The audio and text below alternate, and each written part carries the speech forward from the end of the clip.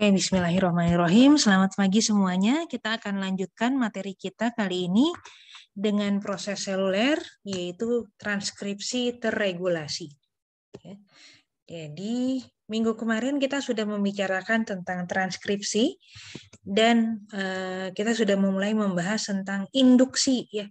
Nah, oke, sebelum kita mulai lebih dalam, mungkin kita mulai dari Naswa. Apa itu induksi, Naswa?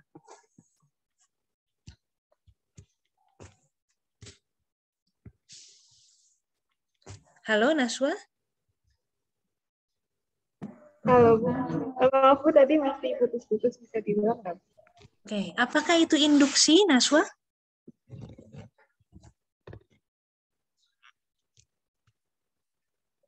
Maaf, terdengar?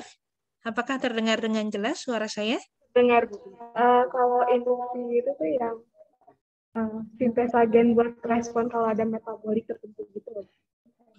Oke, mungkin dibalik ya. Jadi ini adalah gen yang diekspresikan apabila pada kondisi tertentu ya. Jadi pada kondisi normal, dia tidak diekspresikan. Untuk merespon kondisi tertentu, dia jadi direkspresikan. Diekspresikan, bukan direkspresikan. Ya, terima kasih Naswa. Selanjutnya Nadira, lawan dari induksi adalah represi. Apakah yang dimaksud dengan represi, Nadira? Represi itu bukan sih, Bu, yang kameranya Perlu dong, tapi belum on itu.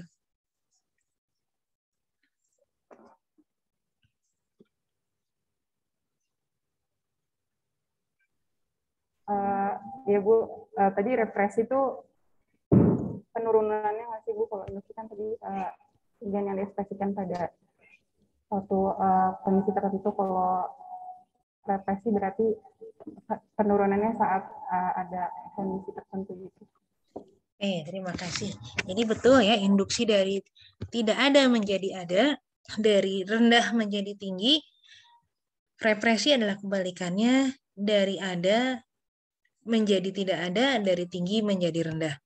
Oke, kemarin kita sudah membahas salah satu contoh proses induksi pada sel prokariot, yaitu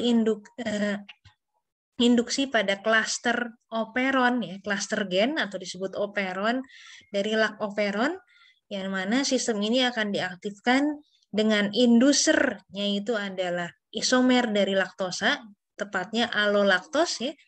Jadi dia akan akan berikatan dengan represor yang pada kondisi normal dia berikatan pada daerah operator sehingga proses transkripsi tidak bisa berlangsung. Nah, di sini alolaktos akan berikatan dengan represor sehingga represor menjadi tidak aktif, tidak dapat berikatan dengan operator sehingga proses sintesa lak operon bisa berlangsung.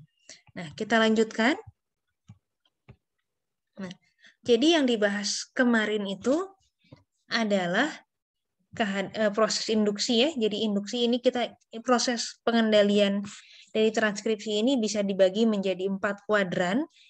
Kuadran yang atas ya, baik kiri atau kanan, itu menjelaskan tentang induksi. Ya. Kuadran yang bawah itu menjelaskan tentang represi. Nah, kuadran yang kiri ini mungkin agak sedikit membingungkan. Kuadran yang kiri ini terkait dengan maaf, ini di saya tidak terlihat jelas. Oke. Nah, kuadran yang atas kiri atau lebih lengkapnya adalah kuadran yang kiri. Maaf, ini kenapa nggak pas ini ya? Nah, oke.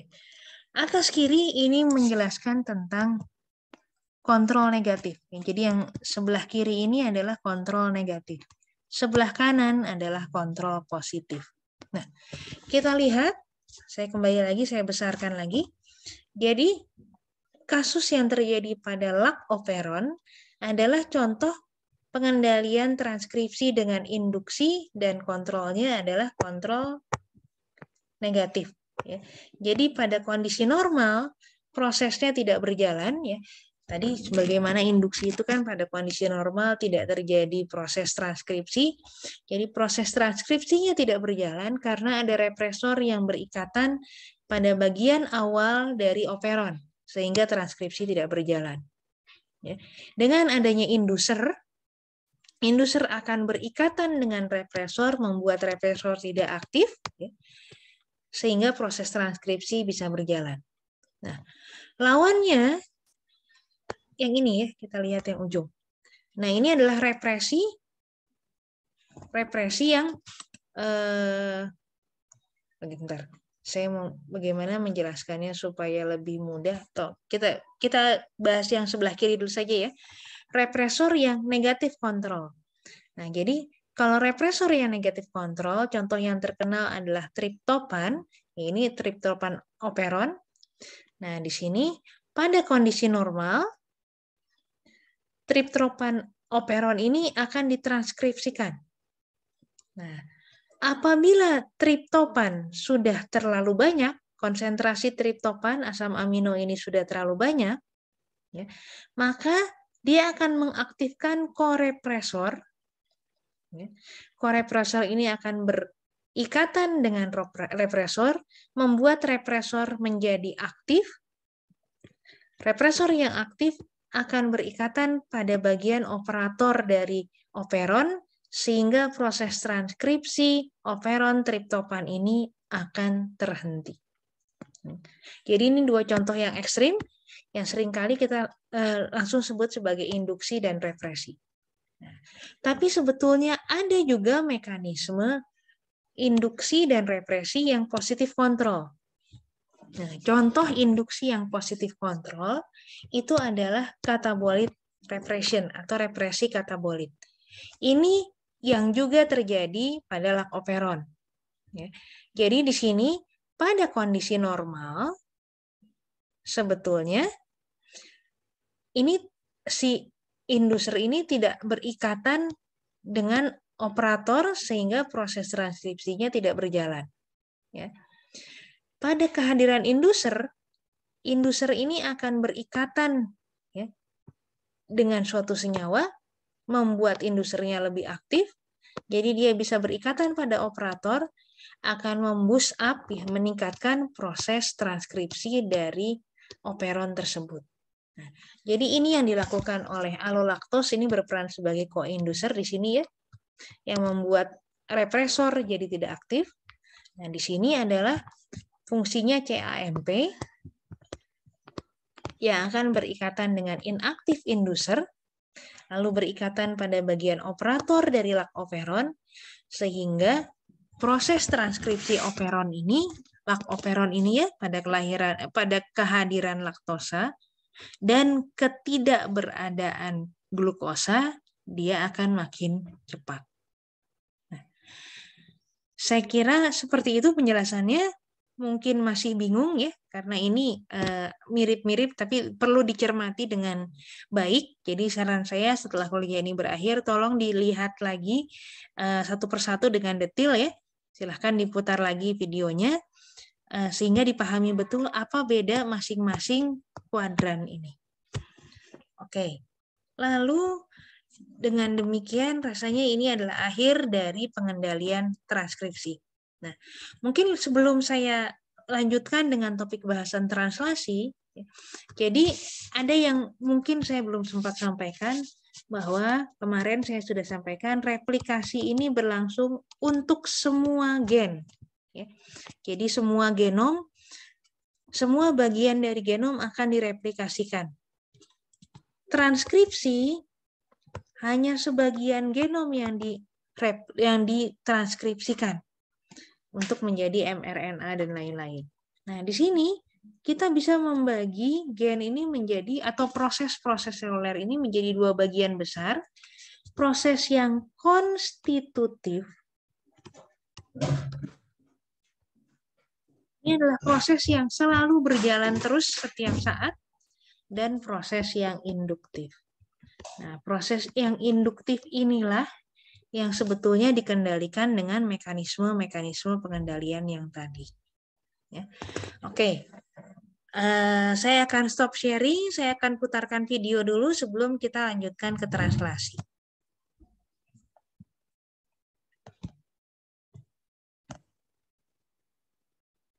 Regulated transcription.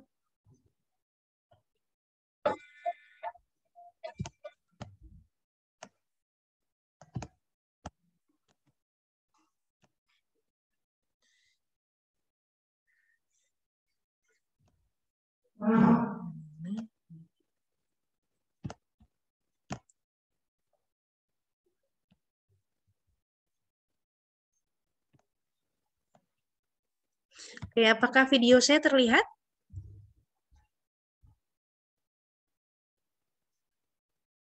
Halo? Terlihat, Bu. Oke, terima kasih.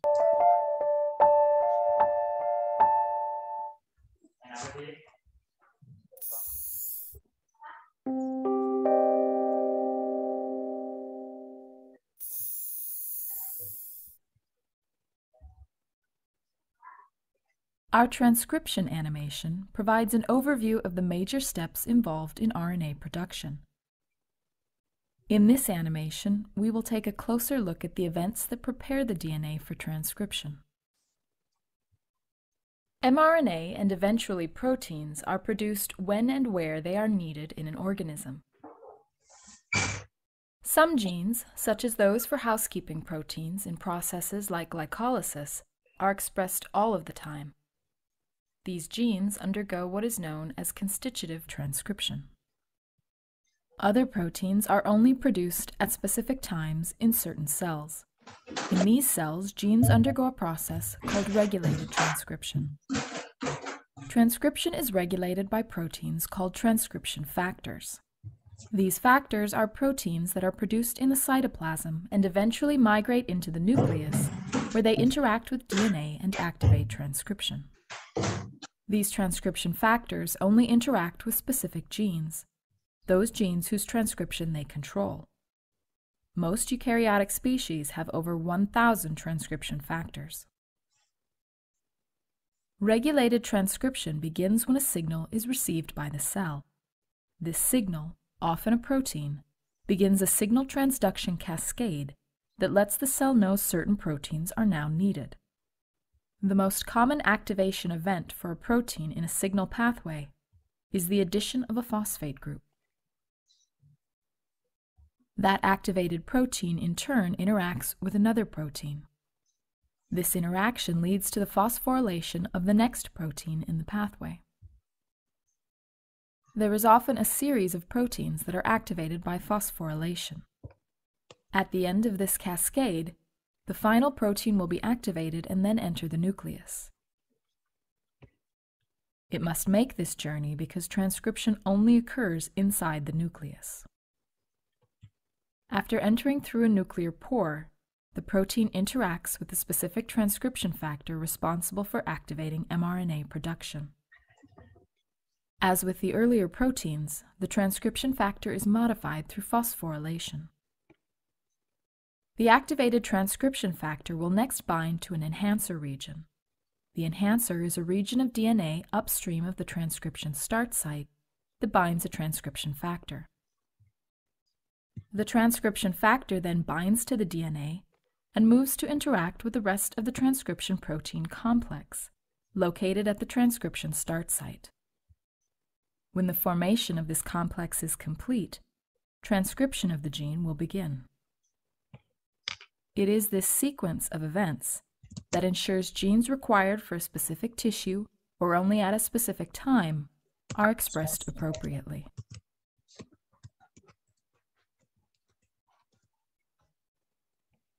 Oke, saya ulangi lagi ya.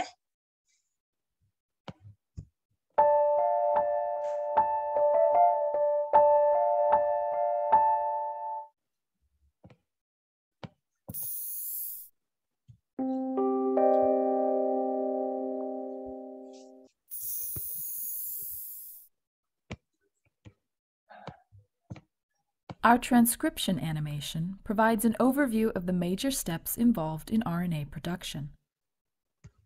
In this animation, we will take a closer look at the events that prepare the DNA for transcription.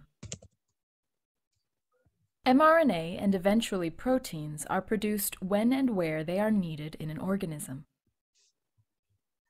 Some genes, such as those for housekeeping proteins in processes like glycolysis, are expressed all of the time. These genes undergo what is known as constitutive transcription. Other proteins are only produced at specific times in certain cells.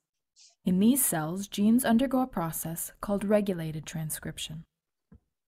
Transcription is regulated by proteins called transcription factors. These factors are proteins that are produced in the cytoplasm and eventually migrate into the nucleus, where they interact with DNA and activate transcription. These transcription factors only interact with specific genes, those genes whose transcription they control. Most eukaryotic species have over 1,000 transcription factors. Regulated transcription begins when a signal is received by the cell. This signal, often a protein, begins a signal transduction cascade that lets the cell know certain proteins are now needed. The most common activation event for a protein in a signal pathway is the addition of a phosphate group. That activated protein in turn interacts with another protein. This interaction leads to the phosphorylation of the next protein in the pathway. There is often a series of proteins that are activated by phosphorylation. At the end of this cascade, the final protein will be activated and then enter the nucleus. It must make this journey because transcription only occurs inside the nucleus. After entering through a nuclear pore, the protein interacts with the specific transcription factor responsible for activating mRNA production. As with the earlier proteins, the transcription factor is modified through phosphorylation. The activated transcription factor will next bind to an enhancer region. The enhancer is a region of DNA upstream of the transcription start site that binds a transcription factor. The transcription factor then binds and moves to interact with the rest of the transcription protein complex, located at the transcription start site. When the formation of this complex is complete, transcription of the gene will begin. It is this sequence of events that ensures genes required for a specific tissue or only at a specific time are expressed appropriately.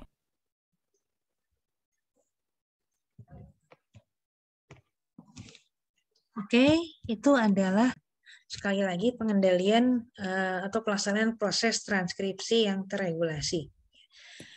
Oke, kita lanjutkan.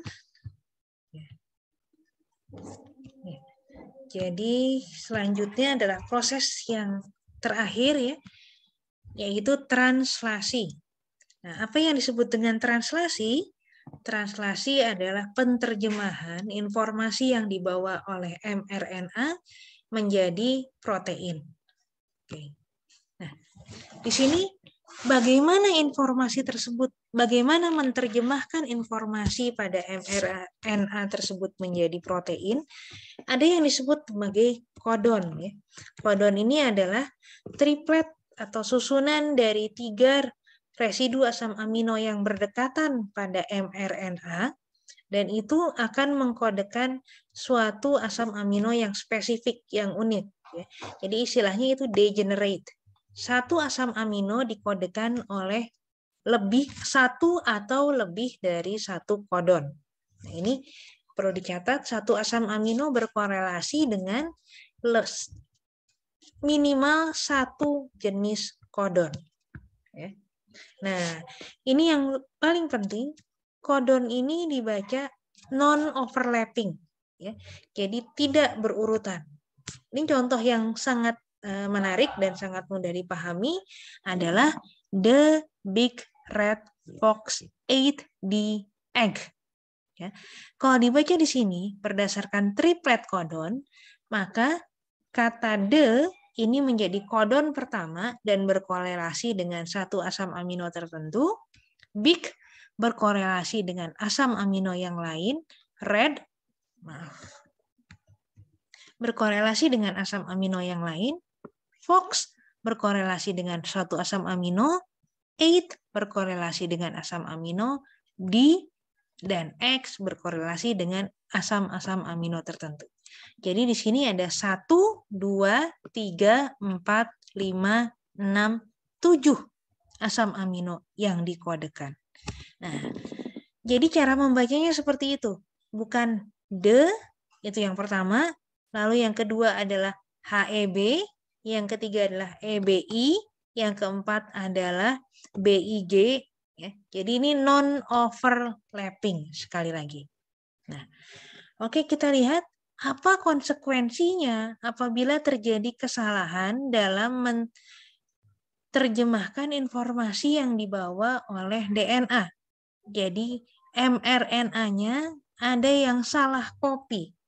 Nah, kita lihat misalnya huruf B tadi kan the big red fox ya. Huruf B-nya luput untuk disintesa. Dan ini dibacanya tetap non-overlapping 3-3. Akibatnya D-nya tetap, ya, big berubah jadi IGR, yang ketiga berubah jadi EDF, yang keempat berubah jadi OXA, yang kelima berubah menjadi TET, yang keenam berubah menjadi HEE, yang ketujuh tidak dikodekan karena cuma 2 ya. Oke. Jadi di sini berubah menjadi hanya ada 6 residu asam amino yang akan dikodekan dengan susunan yang berbeda sama sekali dengan yang pertama. Yang sama hanya yang pertama saja. Oke.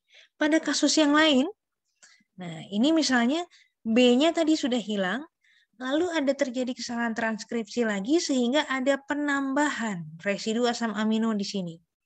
Maka kita lihat ini masih terbaca the FOX8DX. Ya. Jadi ini masih ada 7 residu asam amino yang dikodekan. Hanya saja yang kedua dan yang ketiga dia salah. Ya. Jadi susunan yang berbeda. Nah, jadi dengan demikian kalau ngegesernya 3 kurang lebih ya, itu akan menghasilkan relatif sama lah, kecuali ada 1 asam amino yang hilang atau ada 1 residu asam amino yang ditambahkan. Oke, nah kembali pada triplet codon ini. Nah ini saya tampilkan sebuah tabel ya. Tabel ini bersifat spesifik. Jadi apa? Apa maksudnya? Jadi ini tidak berlaku general. Tidak semua spesies menggunakan susunan codon yang ini. Codon yang ini diambil untuk Escherichia coli. Untuk ragi, untuk manusia mungkin sedikit berbeda. Kita lihat di sini. Nah, itu tadi penjelasan yang tadi ya, tidak bersifat universal. Lalu yang kedua, ada di sini ada stop codon. Nah, ini kita sebut juga sebagai non-sense codon. Jadi ketika dalam proses translasi si tRNA ini menemui susunan UAA, UAG, atau UGA, maka tidak ada tRNA, amino asil tRNA yang bisa berikatan pada bagian itu, dan ini akan menjadi penanda bahwa proses translasi sudah waktunya diterminasi atau dihentikan. Ya, istilahnya non-sense codon atau stop codon. Codon yang tidak berkorelasi dengan residu asam amino tertentu. Ya, ada 3 untuk E. coli, UAA, UAG, dan UGA. Nah, lalu kita lihat juga ada inisiasi codon. Codon yang umumnya digunakan untuk memulai proses translasi. Umumnya proses translasi ini dimulai di AUG dan GUG. AUG atau GUG. AUG ini mengkodekan asam amino metionin sebetulnya. Ya. Jadi ini start codon, ini stop codon atau nonsense codon. Nah, kita lihat juga hal yang menarik.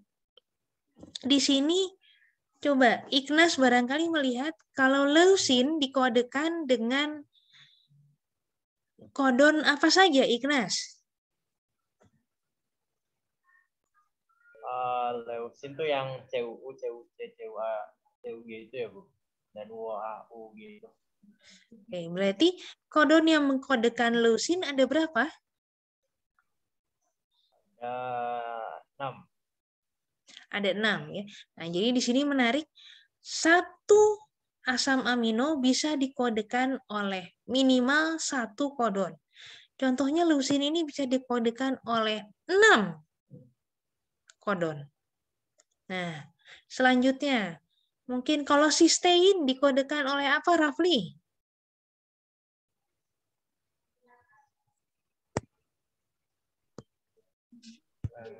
Sistein dari ini UGU sama UGC itu. Nah, jadi ini sistein dikodekan oleh berapa kodon? 2. Ada 2 jenis kodon yang bisa mengkodekan sistein. Nah, terakhir mungkin tadi Naswa, Nadira, Olive. Kalau metionin, oke. Kalau triptopan dikodekan oleh apa, Olive? Bisa di-on-kan kameranya?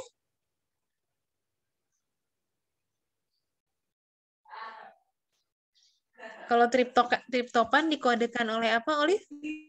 Tadi apa Bu? Triptopan.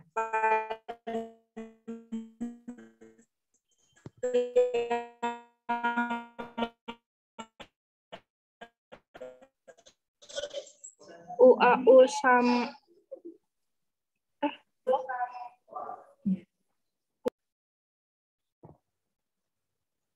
Apa, Olive? Triptopan? Ibu saya sini aja ya. Yang saya nge-lag soalnya. Oke. ACU, ACC, AC A sama ACG bukan Bu? Bukan dong. Triptopan apa kodenya? Singkatannya triptopan apa? Yang TYR Bu berarti. Yang mana?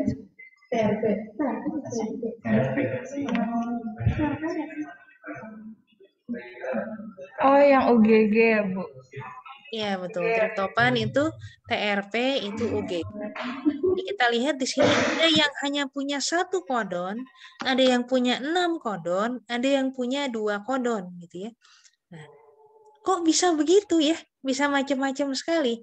Kenapa bisa ada 6 kodon untuk mengkodekan asam amino tertentu ya? Tadi leusin itu kenapa kodonnya berbeda-beda susunannya, tapi tetap itu mengkodekan leusin. Oke, Davin, barangkali. Halo Bu. Halo. Ya, kenapa bisa ada 6 kodon yang mengkodekan leusin misalnya? Kenapa nggak spesifik 1:1?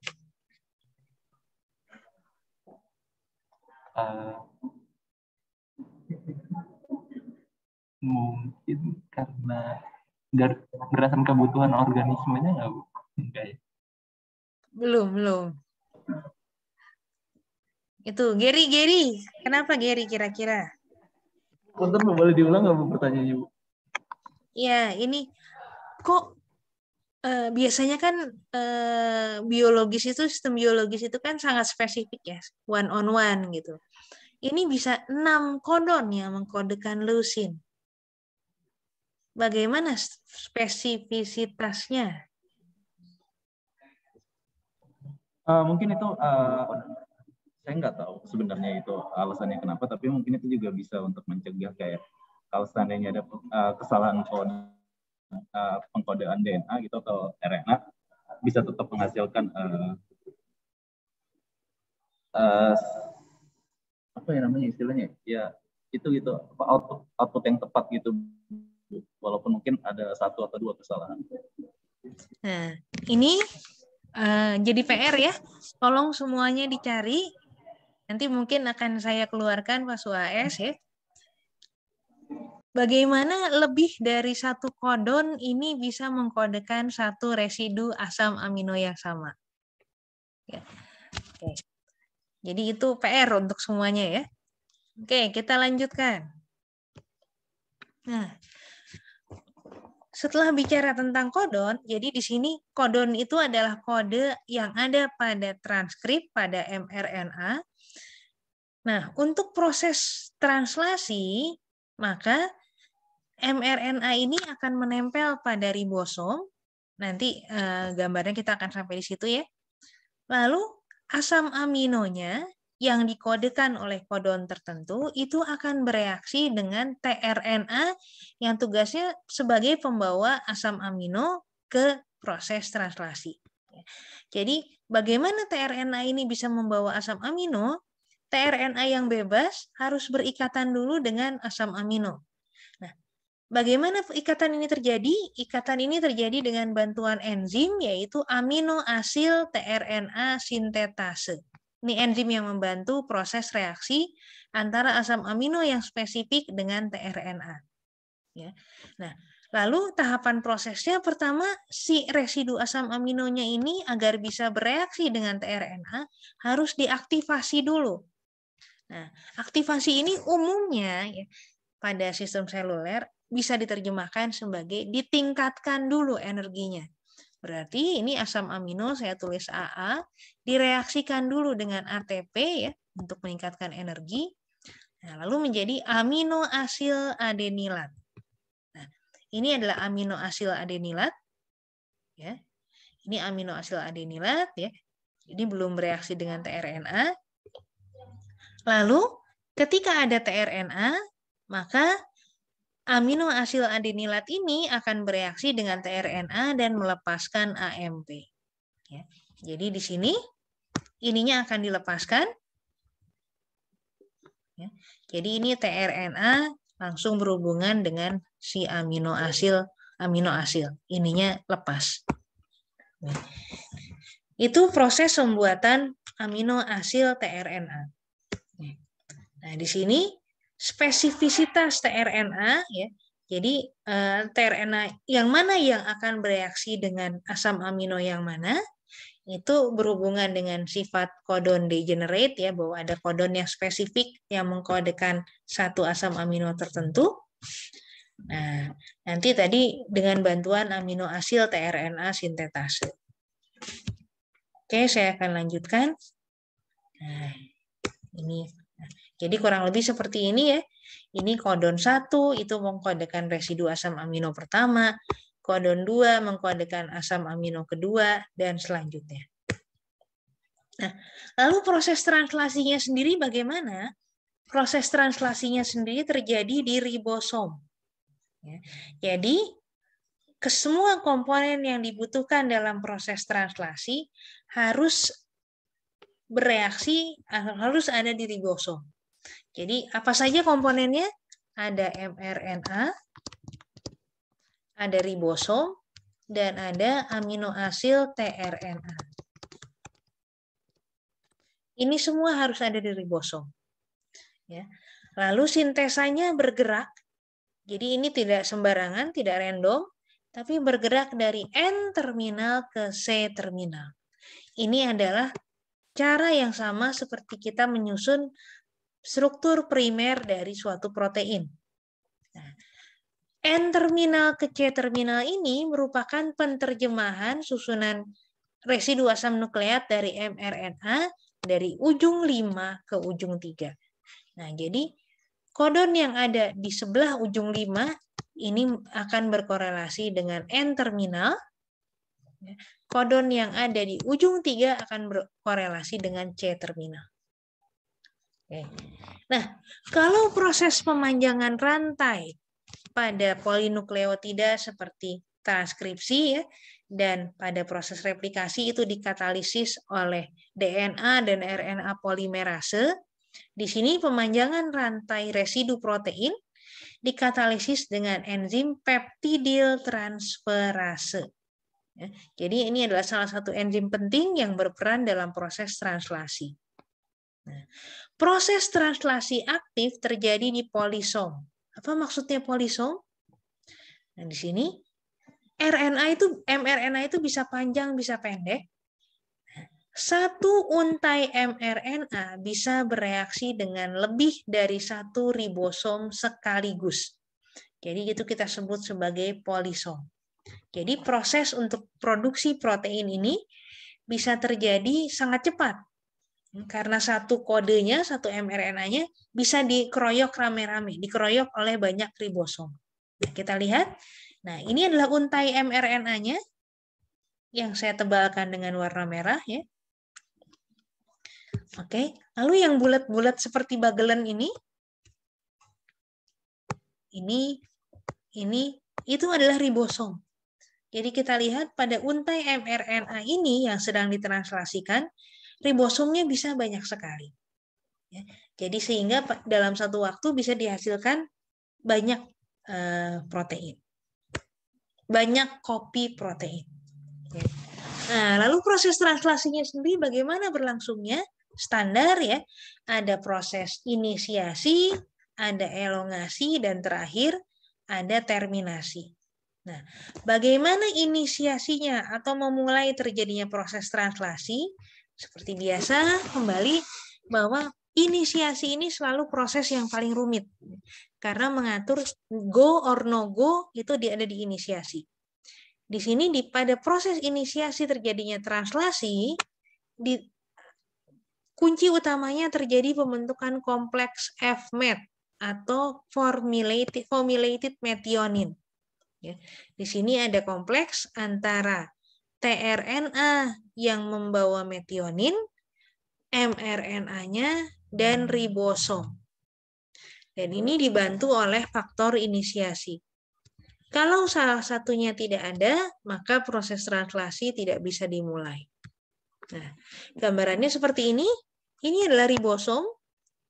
Kita tahu ribosom ini terdiri dari 2 subunit ya. Ada yang besar, ada yang kecil. Kita bisa membayangkan dengan mudahnya ribosom ini seperti roti bagelen. Ada yang atas bagian tutupnya dan ada yang bawah bagian alasnya. Ya. Jadi persis seperti roti bagelen. Ya. Nah, oke, kedua bagian dari ribosom ini harus terpisah dulu. Ya, terbuka. Lalu di bagian bawahnya akan berikatan initiation factor atau IF-IF. Nah, ketika IF-IF ini sudah ada, maka mRNA bisa berikatan di sini dengan ribosom tersebut dan juga tRNA yang membawa satu residu asam amino tertentu.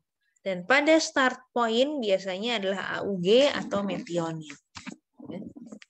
Nah, kalau sistemnya sudah lengkap, maka ini tutupnya akan menyatu kembali, ya, jadi bagelannya nutup, initiation faktornya melepaskan diri, ya, sehingga di sini sudah dimulai proses translasi.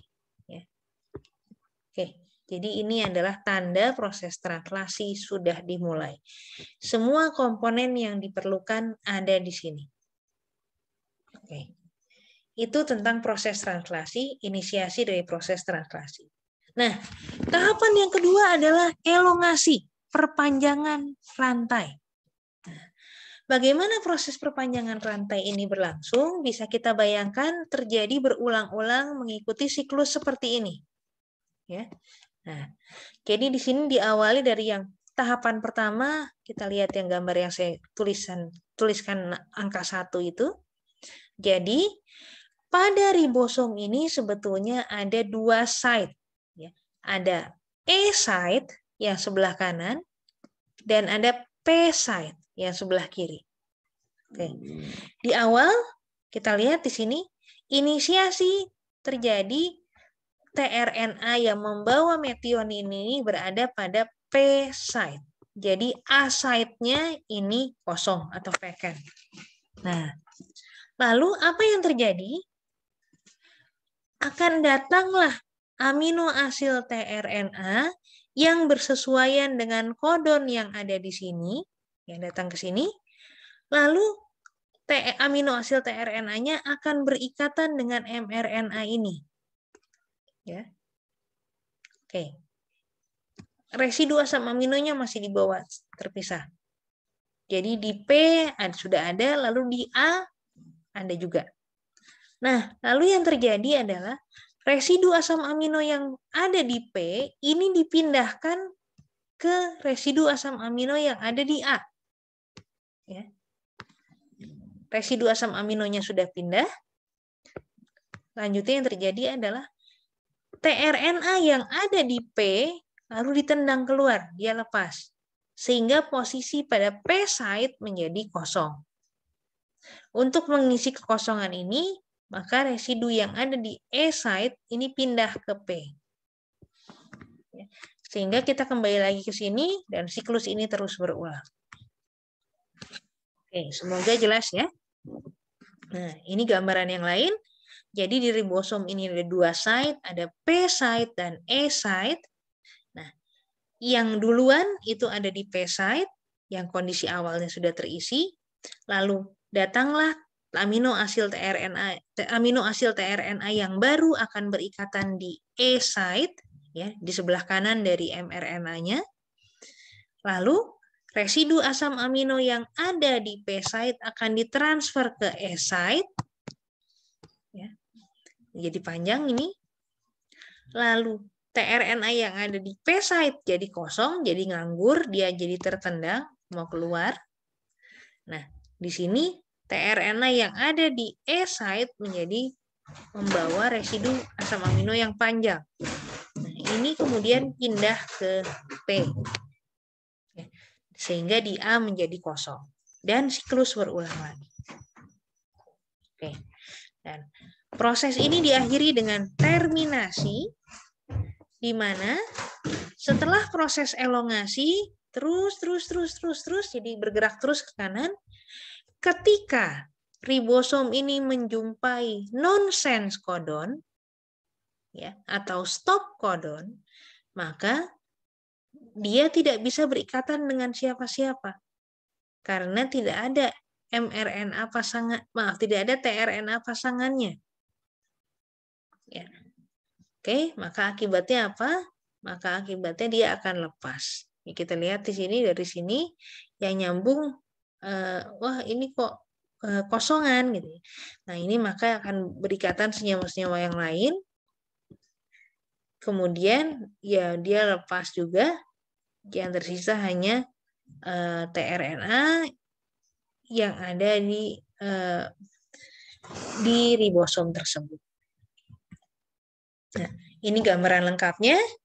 Ini untuk proses ini terjadi perlu ada mRNA, ribosom, dan tRNA yang membawa asam amino, ya. tRNA-nya datang, lalu dia nutup, ya. Ini pindah ke kanan. Nah, lalu di sini ada tRNA baru lagi yang datang, lalu dia akan mentransfer yang panjang ditransfer ke yang pendek, ya. Lalu yang sudah mentransfer ini bebas, yang pendek jadi bawa panjang. Nah, panjang ini kemudian di sini ini berlangsung terus mengikuti siklus ini sampai ketemu stop codon sehingga prosesnya diterminasi. Oke, sampai sini apakah ada yang ingin tanyakan dulu? Kalau tidak, saya putarkan film ini. Halo? Tidak ada? Saya putarkan film ya.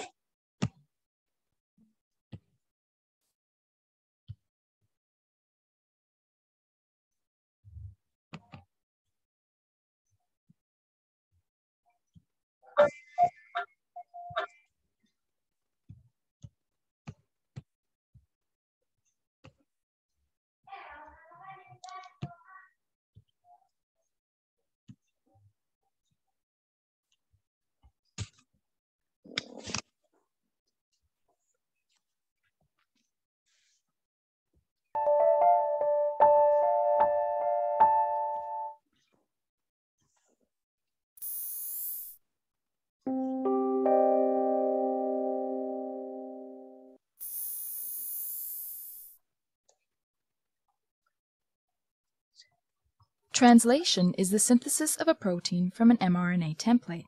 This process involves several key molecules, including mRNA, the small and large subunits of the ribosome, tRNA, and finally, the release factor. The process is broken into 3 stages: initiation, elongation, and termination. Let's see the process in action. Eukaryotic mRNA, the substrate for translation, has a unique 3' end called the poly A tail.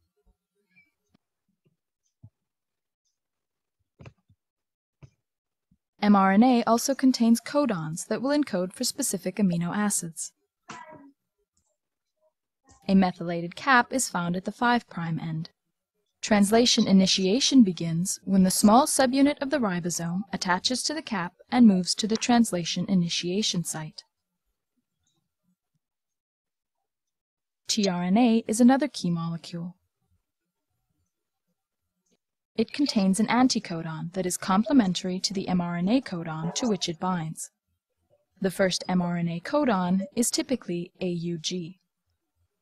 Attached to the end of the tRNA is the corresponding amino acid. Methionine corresponds to the AUG codon. The large subunit of the ribosome now binds to create the peptidyl, or P site, and the aminoacyl, or A site. The first tRNA occupies the P site. The second tRNA enters the A site and is complementary to the second mRNA codon. The methionine is then transferred to the A site amino acid, the first tRNA exits, the ribosome moves along the mRNA, and the next tRNA enters.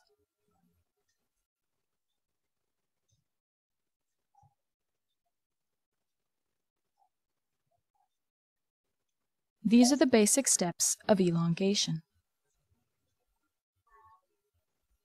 As elongation continues, the growing peptide is continually transferred to the A site tRNA, the ribosome moves along the mRNA, and new tRNAs enter.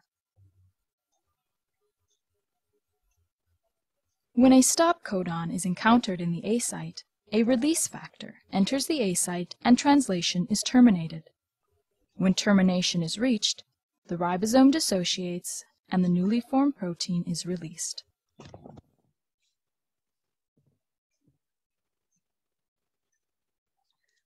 Oke, saya ulangi satu kali lagi.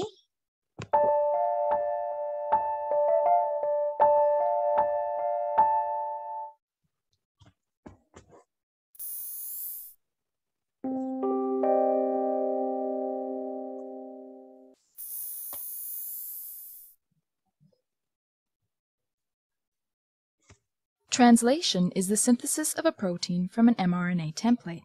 This process involves several key molecules, including mRNA, the small and large subunits of the ribosome, tRNA, and finally, the release factor. The process is broken into 3 stages: initiation, elongation, and termination. Let's see the process in action. Eukaryotic mRNA, the substrate for translation, has a unique 3' end called the poly-A tail.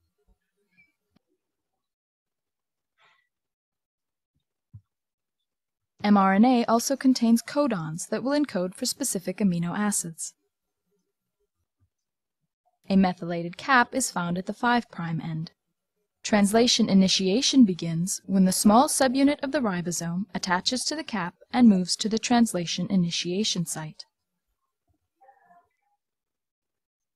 tRNA is another key molecule. It contains an anticodon that is complementary to the mRNA codon to which it binds. The first mRNA codon is typically AUG. Attached to the end of the tRNA is the corresponding amino acid. Methionine corresponds to the AUG codon. The large subunit of the ribosome now binds to create the peptidyl, or P site, and the aminoacyl, or A site. The first tRNA occupies the P site. The second tRNA enters the A site and is complementary to the second mRNA codon. The methionine is then transferred to the A site amino acid, the first tRNA exits, the ribosome moves along the mRNA, and the next tRNA enters.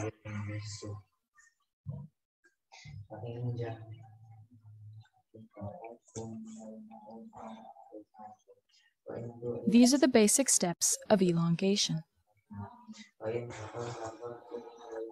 As elongation continues, the growing peptide is continually transferred to the A site tRNA, the ribosome moves along the mRNA, and new tRNAs enter.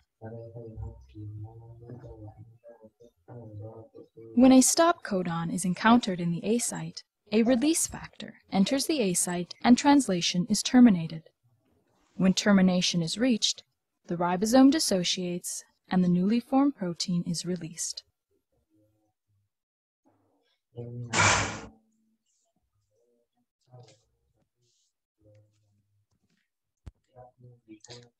Oke, sudah. Jadi sebelum kita lanjutkan, saya akan tanya sedikit. Jadi untuk agar proses translasi ini bisa berlangsung, apa saja yang dibutuhkan? Aris.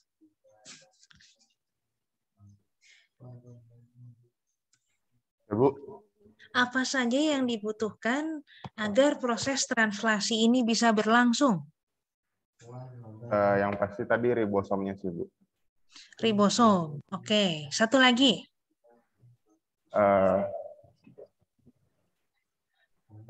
Itunya, Bu, tRNA-nya.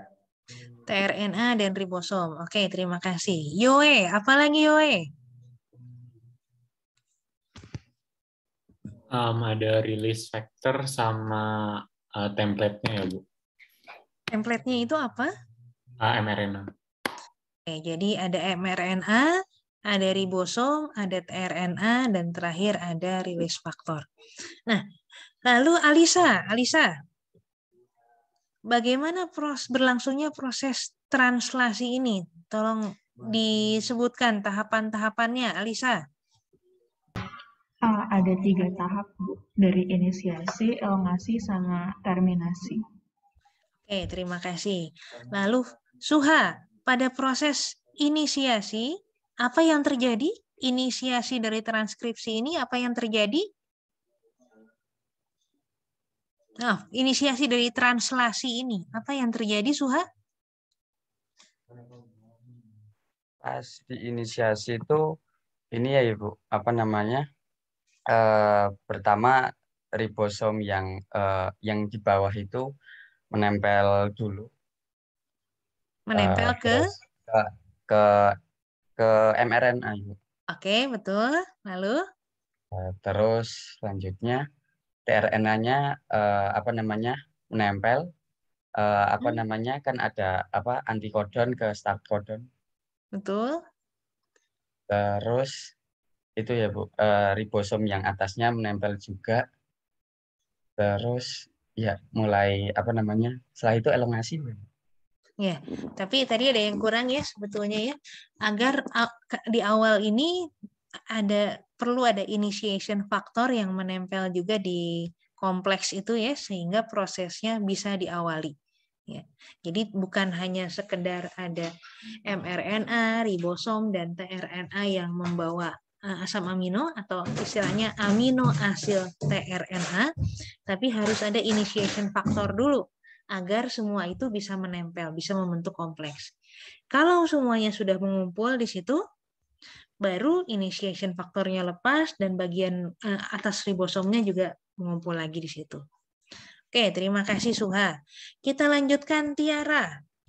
Lalu bagaimana, atau tolong jelaskan bagaimana proses elongasi dari translasi ini? Elongasi itu tadi yang ini ya Bu, yang dia kalau nggak salah yang ada di ujungnya itu apa sih namanya, metil atau metionin itu dia kayak dipanjangin gitu, nanti datang lagi warnanya ujungnya warna-warni tadi itu Bu. Iya, tapi kurang tepat. Oke. Ini kan nggak langsung, tadi udah ada tRNA ya, ada ribosom, ada mRNA sebagai template-nya, lalu tRNA datang ke situ ya, membentuk kompleks tadi. tRNA pertama ini yang metionin, lalu nanti nggak asam amino yang nempel di situ. Jadi harus bagaimana ini? Tadi siapa yang belum? Devri nggak ada, Devri? Devri nggak hadir ya? Oke, kita balik ke Naswa.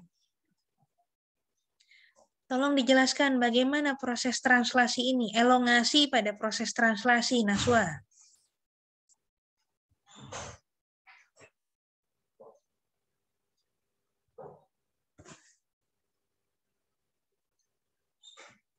Halo.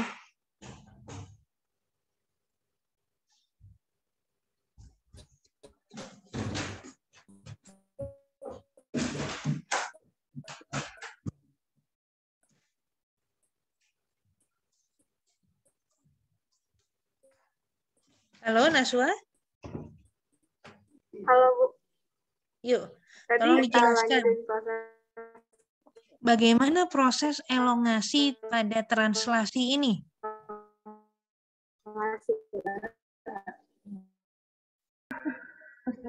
Bentar Bu. Jadi tadi proses elongasi itu English oke.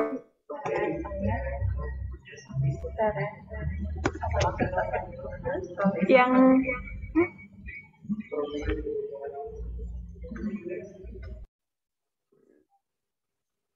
pas tRNA-nya itu masuk ke site-nya ya Bu?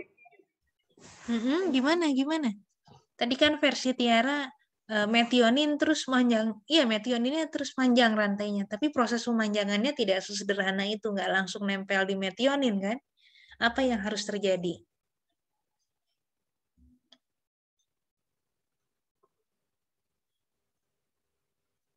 Metioninnya itu ke transfer ke A site-nya ya Bu? Tapi di A site-nya harus ada apa dulu? Metioninnya pindah ke A site langsung pindah ke ribosom atau gimana?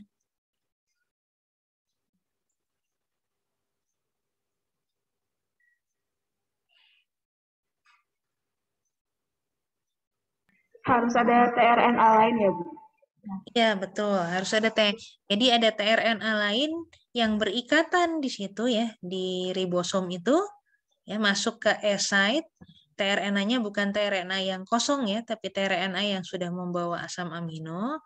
Baru metionin tadi akan ditransfer ke asam amino yang ada di S-site tadi ya. Nah, belum selesai. Oke, kita ganti. Lanjutnya Nadira.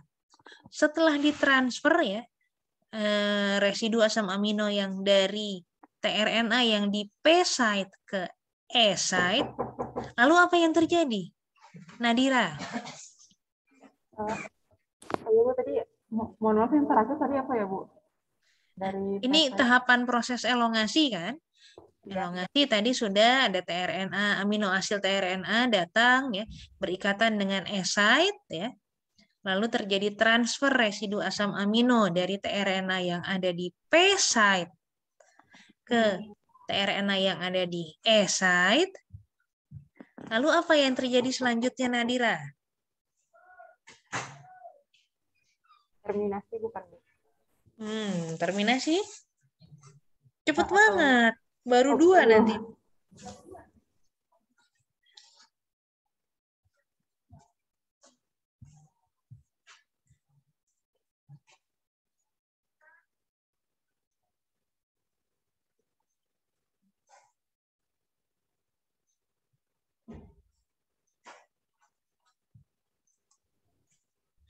Sebentar Bu. Nanti residu proteinnya cuman panjang proteinnya cuma 2 residu itu kalau begitu caranya. Iya Bu, berarti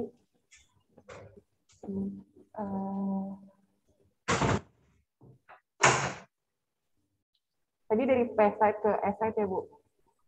Ya, dari P-site ke S-site. Lalu?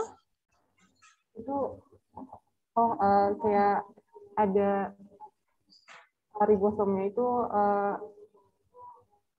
apa namanya apa kayak melakukan translasi terus kayak ada asam amino yang masuk itu ke ribosom. Bisa asam amino langsung masuk ke situ? Ya harus ada dibuat tRNA. Iya betul, harus dibuat tRNA. Nah, ini penting ya untuk diperhatikan ya. Tadi di ribosom itu cuma ada 2 tempat, cuma bisa berikatan 2 tRNA. Ya. Jadi setelah residu yang ada di P-site ditransfer ke S-site, ya. Ini saya balik lagi slide-nya.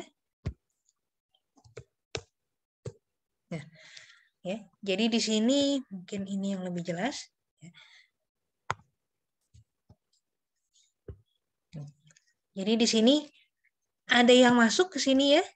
Ini kita lihat ini ada amino asid tRNA yang baru yang masuk. Ini tadi sudah dijelaskan. Ini lalu pindah ke sini. Ya. Jadi panjang begini. Ya. Lalu yang ada di P-site, tRNA-nya ini lepas keluar. Ini lihat, dia melepaskan diri. Ya. Nah, jadi tempat ini kan kosong. Karena tempat ini kosong, yang ada di S-site ini pindah ke P-site. Nah, jadilah ini. Nah, karena ini dia pindah ke P-site, maka S-site-nya jadi kosong. Maka tRNA baru bisa berikatan di sini, maka siklusnya bisa berlangsung lagi. Ya. Jadi semakin lama, semakin panjang, semakin panjang, semakin panjang. Pada setiap siklusnya, residu asam amino ini bertambah satu residu. Panjang polipeptida ini bertambah satu residu. Terus, sampai akhirnya ketika bertemu dengan stop codon atau nonsense codon, di sini tidak ada amino asid tRNA yang bisa berikatan. Ya. Maka yang berikatan adalah tadi ya stop faktor, yaitu ini RF1 dan GTP. Ya. Setelah dia berikatan, maka polipeptidanya akan dilepaskan dari tRNA. tRNA-nya jadi tRNA kosongan, tidak membawa penumpang, maka dia juga akan lepas, dan stop codon ini lepas, dan ribosomnya juga jadi kosong. Ya. Jadi ini lepas satu-satu, mRNA-nya lepas, ini faktor yang stop faktor ini lepas, maka ribosomnya kosong lagi, siap untuk melakukan proses translasi selanjutnya. Oke, semoga bisa dipahami dengan baik. Itulah tahapan-tahapan yang terjadi dalam proses translasi. Nah, sampai sini masih ada satu topik lagi, tidak terlalu besar ya. Apakah ada pertanyaan?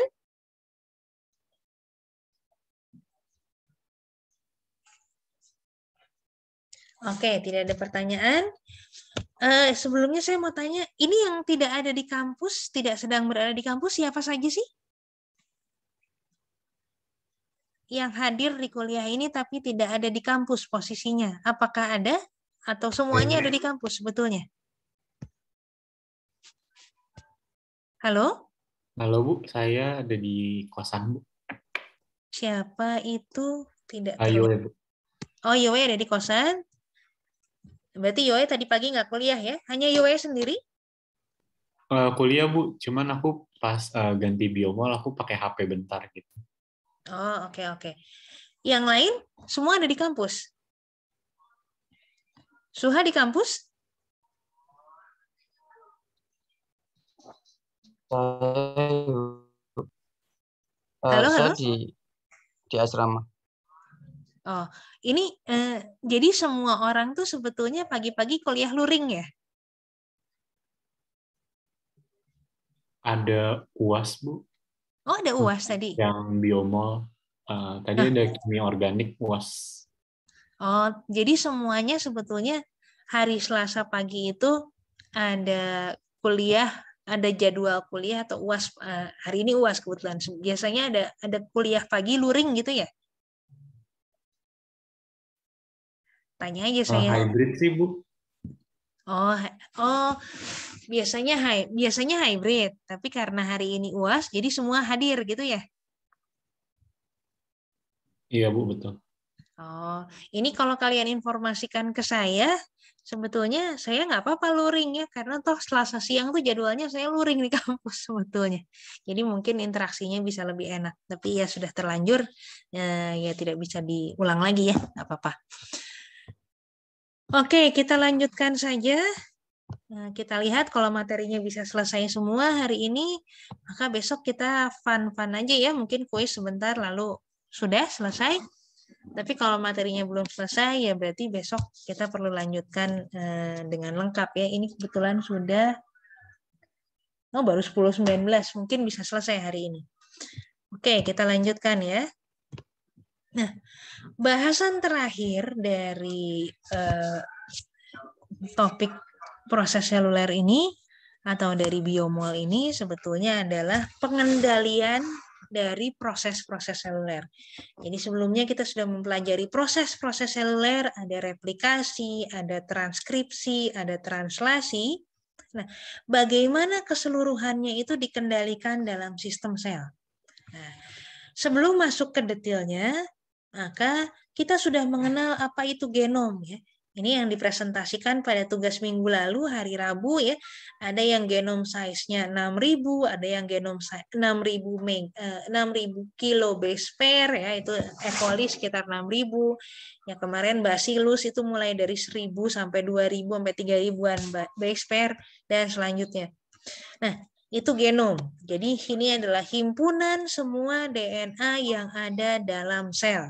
Baik berada dalam gen struktur ya, atau berada lepasan sebagai plasmid.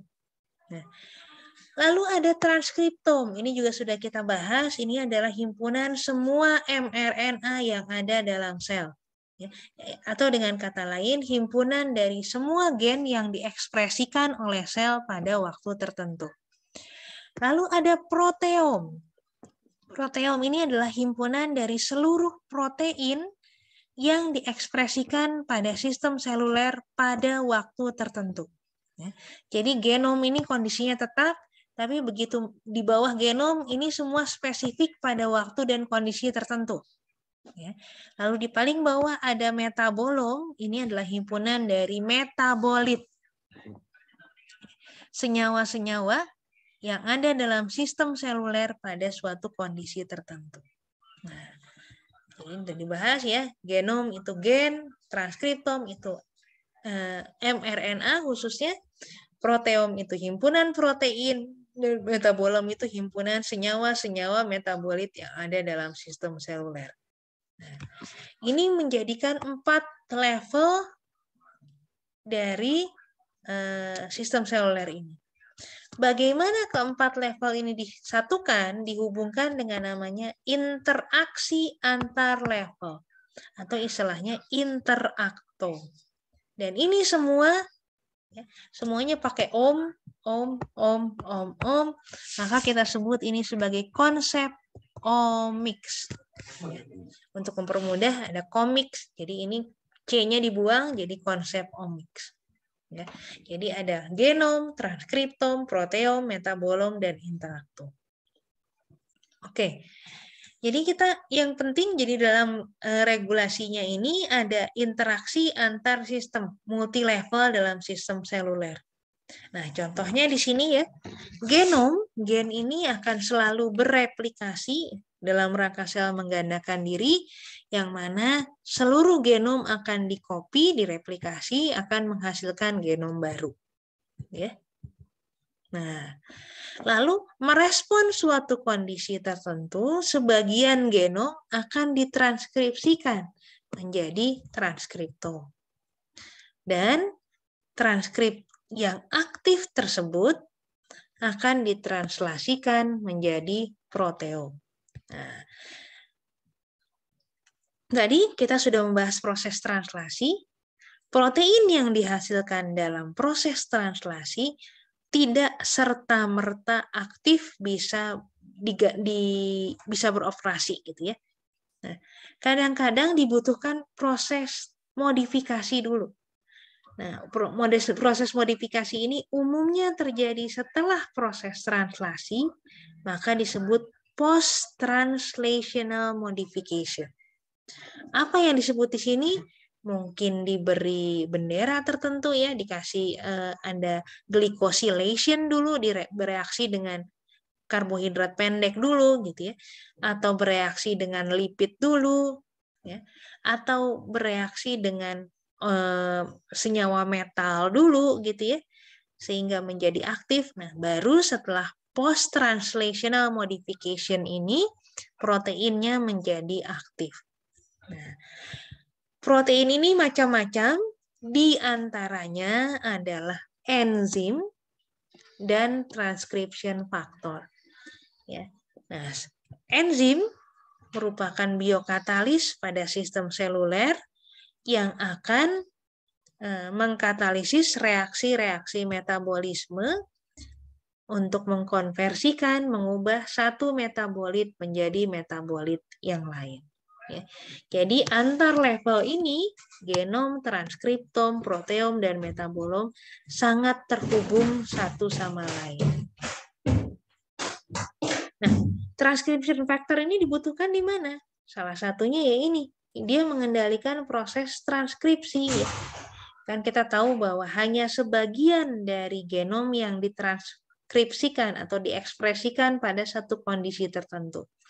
Yang menentukan gen mana yang diekspresikan, itu kita butuh ada transcription factor salah satunya ya. Kalau ingat videonya, maka di situ ada transcription factor perlu berikatan dulu dengan DNA untuk menentukan proses transkripsi bisa dimulai atau tidak. Nah, ini contoh pada ragi. Ini spesies favorit saya ya, ragi Saccharomyces cerevisiae. Ini selalu mengadakan replikasi setiap saat untuk mengcopy keseluruhan dari genom Saccharomyces cerevisiae. Nah, pada kondisi tertentu, misalnya saja pada kondisi anaerobik, maka akan ditranskripsikan ya, set gen yang mengkodekan proses-proses yang berhubungan dengan pertumbuhan ya, ini bersifat konstitutif, mau dia pada kondisi aerobik atau anaerobik, karena Saccharomyces cerevisiae ini bersifat fakultatif anaerobik ya. Jadi bisa hidup pada kondisi aerobik maupun anaerobik. Maka dia membutuhkan set proses pertumbuhan, dia selalu diekspresikan, dia sifatnya adalah konstitutif. Nah, lalu juga untuk produksi etanol, ya. Nah, lalu transkrip ini akan diekspresikan, ya, ditranslasikan lanjut menjadi set protein yang dibutuhkan atau enzim-enzim yang dibutuhkan untuk produksi etanol dan untuk pertumbuhan, ya. Maka akan dihasilkan berbagai metabolit primer dan metabolit sekunder, contohnya adalah etanol. Oke, itu gambaran sederhananya. Ya. Nanti pada kondisi misalnya diubah prosesnya menjadi aerobik, maka di sini ada gen-gen tertentu yang tadinya tidak ditranskripsikan jadi diaktifkan. Dan sebaliknya ada gen-gen yang tadinya ditranskripsikan menjadi tidak ditranskripsikan lagi. Ya, tergantung pada kondisi lingkungannya. Nah, di sini kita lihat berbagai level ini sebetulnya bekerja pada time frame, pada orde waktu yang berbeda. Jadi, pada tingkat gen, replikasi, transkripsi itu merespon suatu kondisi sangat cepat. Ya. Dia bisa merespon, ini ukurannya detik ya. Dalam waktu beberapa detik saja, dia akan selalu ditranskripsikan. Ya. Ini transkrip ini juga ordenya sekian. Ya. Protein, metabolit. Ya. Jadi di sini, ini maaf ini jumlah ya rasanya. Maaf ini jumlah ya, maaf bukan waktu, ini jumlah. Nah, jadi yang ada dalam sel itu crowded sekali. Ya, metabolitnya ada sekitar 1000-an, protein ada sekitar 1000-an protein dalam sel, transkrip ada ratusan sampai ribuan, genom ya kurang lebih ribuan sampai mega ya, sampai berapa kemarin ukurannya itu sampai sekitar jutaan kilobase per.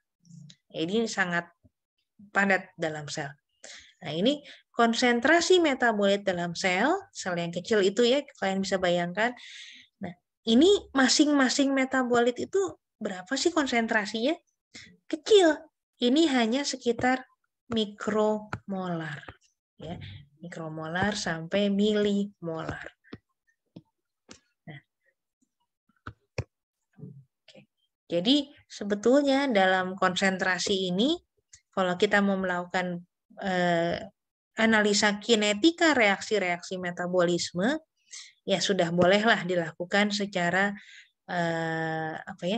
kita membuat persamaan kinetik biasa gitu. Karena kalau jumlahnya lebih kecil lagi, hanya ratusan atau puluhan, maka model reaksi-reaksinya itu terjadi secara probabilitas, secara statistik. Oke. Nah, bagian atas ya di sini level dari genom sampai transkrip ini kita sebut sebagai genetic level regulation. Jadi tadi transkrip mana yang akan diekspresikan pada suatu waktu itu kita sebut sebagai genetic level regulation. Regulasi pada level genetik. Nah, sementara yang bawah protein ini disebut protein level regulation ya, dan metabolit ini metabolic level regulation. Jadi regulasinya ini dalam sel bisa terjadi pada berbagai level juga. Ya. Jadi kalau tadi Saccharomyces cerevisiae dalam merespon perubahan kondisi lingkungan, dia bisa merespon pada level genetik, memutuskan gen mana yang akan diekspresikan menjadi transkrip atau yang tidak, itu disebut genetic level regulation. Protein mana yang mau diaktifkan, proteinnya ada, tapi protein itu belum tentu dalam kondisi aktif. Bisa dikasih tambahan fosfat ya, difosforilasi dan lain-lain, atau di desfosforilasi, itu istilahnya protein level regulation. Nah, di bawah, nah konsentrasi metabolit ini berubah ya sepanjang waktu. Nah, sementara saya yakin kalian sudah belajar kinetika sederhana, laju reaksi dinyatakan sebagai konstanta kali konsentrasi substrat ya, dalam hal ini metabolit. Nah, kita lihat di sini. Maka kalau metabolitnya banyak, reaksinya menjadi cepat.